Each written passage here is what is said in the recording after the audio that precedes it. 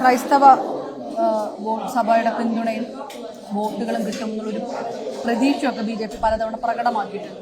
സഭയുമായിട്ട് ഏറ്റവും അടുത്ത് ബന്ധം സൂക്ഷിക്കുന്ന ഒരാൾ കൂടിയാണ് താങ്കൾ. അതെങ്ങനെയാണ് ആ അവകാശവാദത്തെ കാണുന്നത്? നമ്മൾ ഇവിടുത്തെ മതസ്ഥാപനങ്ങളുമായിട്ടൊക്കെ ഞങ്ങൾ ഇപ്പം ജനപ്രതിനിധികളായിരുന്ന കാലഘട്ടത്തിലും രാഷ്ട്രീയ പാർട്ടികളെന്ന നിലയിലും എല്ലാ മതസ്ഥാപനങ്ങളുമായിട്ടും നമുക്ക് അടുത്ത ബന്ധമുണ്ടാവും. അത് സ്വാഭാവികമായിട്ടൊരു കാര്യമാണ്. ജനാധിപത്യത്തിൽ നമുക്ക് എല്ലാ മതസ്ഥാപനങ്ങളുമായിട്ടും നമുക്ക് ബന്ധമുണ്ടാവും. പക്ഷെ നമ്മൾ ഒരിക്കലും ജനങ്ങളെ ഒരു കാറ്റഗറൈസ് ചെയ്തുകൊണ്ട് മാത്രം തെരഞ്ഞെടുപ്പിൽ നിൽക്കാൻ പാടില്ല.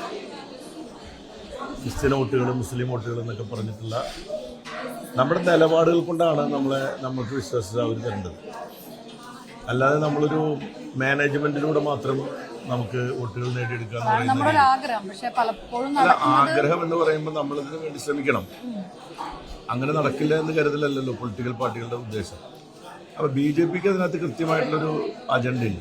ഇവിടുത്തെ മതങ്ങളെയും പിന്നെ ജാതികളെയും ഒക്കെ തന്നെ കൃത്യം കമ്പാർട്ട്മെന്റലൈസ് ചെയ്തുകൊണ്ട് അതിനെ മാനേജ് ചെയ്യുക എന്ന് പറയുന്ന ഒരു മാനേജ്മെന്റ് രീതിയിലേക്ക് ഇലക്ഷനെ കൺവെർട്ട് ചെയ്യുക എന്ന് പറയുന്ന രീതിയാണ് BJP വടക്കേ ഇന്ത്യയിലേക്ക് അനുവർത്തിക്കുന്നത്.